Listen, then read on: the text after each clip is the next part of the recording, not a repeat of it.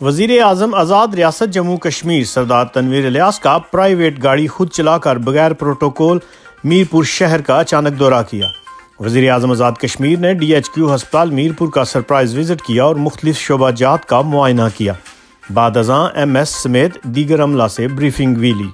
وزیر اعظم آزاد کشمیر نے اسپتال کے میڈیکل اور چلڈرن وارڈ میں زیر علاج مریضوں کی عیادت کی اور ان کے مسائل سنے، اور اسپتال کے میڈیکل وارڈ میں داخل مستحق مریض کو اپنی ذاتی حیثیت سے 50,000 روپے امدادی رقم بھی دی۔ وزیر اعظم آزاد کشمیر نے چلڈرن وارڈ میں زیر علاج 18 بچوں کو 30,000 روپے فی کس امداد کرنے کی ہدایات بھی کیں۔